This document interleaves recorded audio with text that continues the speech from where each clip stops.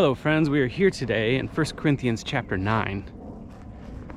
So in the last chapter, Paul was talking to them about eating meat that was offered to idols. And so he's kind of pivoting here. He's on to a new subject that came up, in their correspondence. And but he made a point in the last chapter, and he's kind of making a new point, kind of piggybacking off of that previous point. And so on the backs of that, he's bringing up this issue of giving up your rights. Now, he's bringing it up for an interesting reason.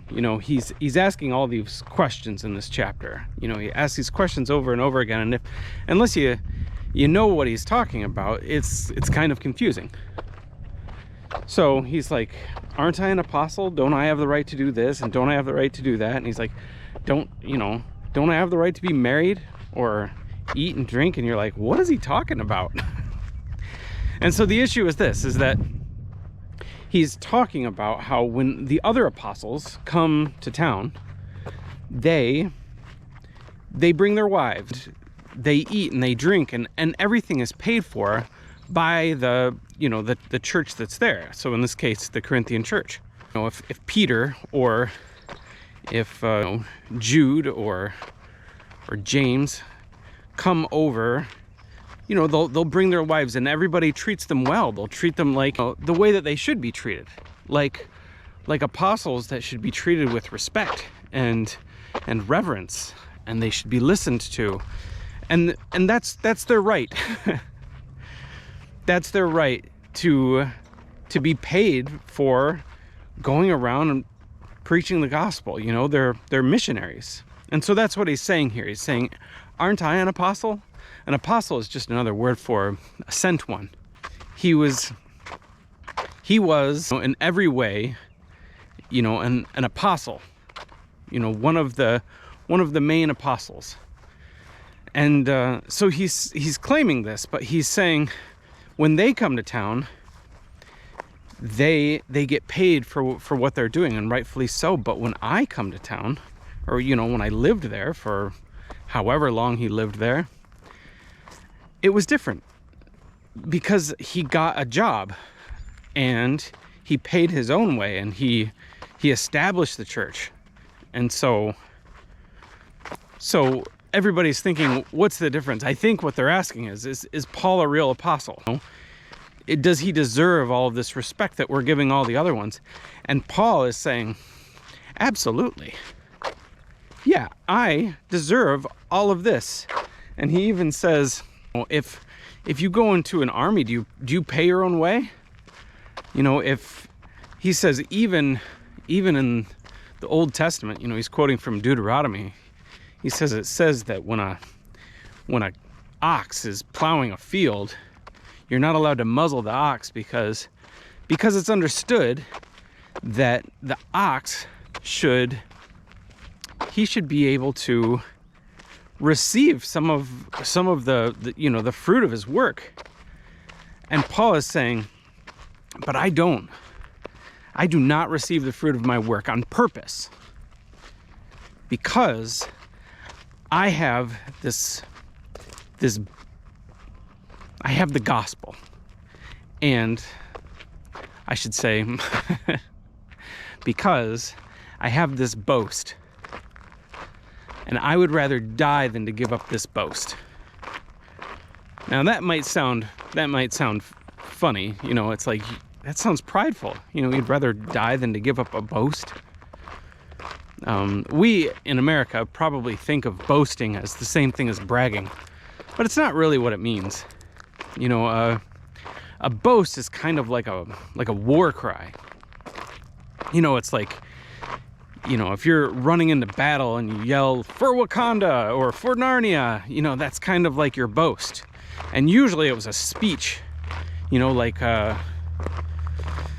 when David went on and to fight Goliath, he's like, you uncircumcised, guy coming to the people of the Lord, I'm gonna cut off your head. That's exactly what David did. He cut off Goliath's head, you know, and that was his boast.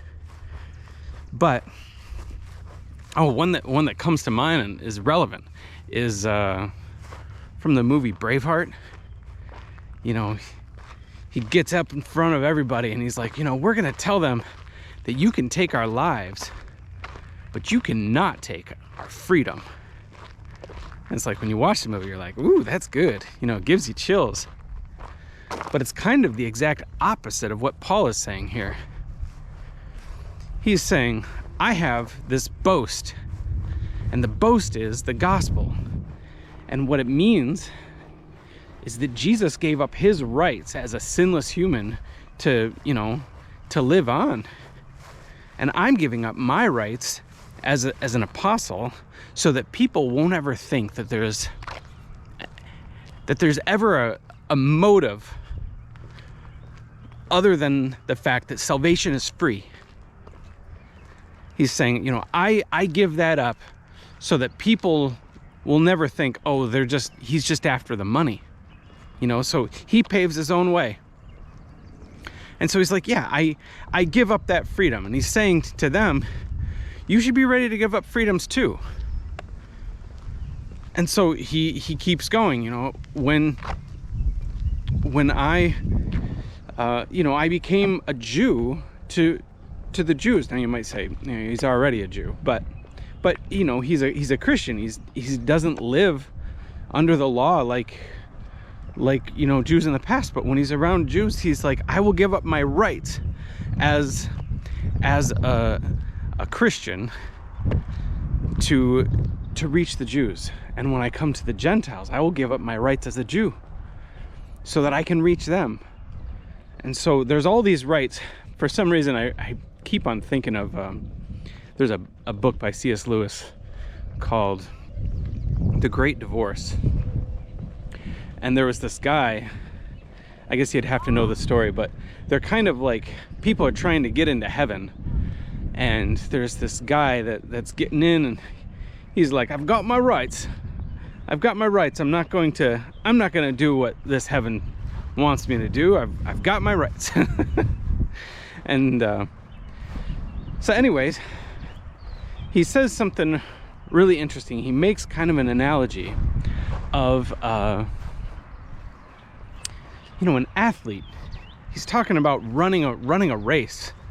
When you're an athlete, you could just say, look, I'm a good runner, I'm just gonna run it the best if I can. But the best athletes, they train their body. They give up their rights to rest and to relax so that they can go out and train and run and do things that are very difficult.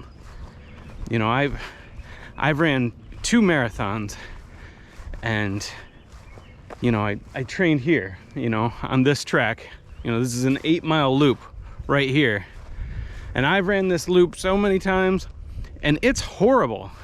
If you had me run today, I'd probably run about 100 meters and I would be I would be dead. You know, I can't run it like I used to, but the more you train yourself, the more that you can, you know, you give up your rights to rest and to walk so that you can run the race and run it well. And he's saying, that's what I'm doing. You know, I have this gospel, and I will do whatever it takes to spread that gospel, because God has done so much for me. So, I guess I'll leave it with that. That is 1 Corinthians chapter 9. Have a great day. Bye.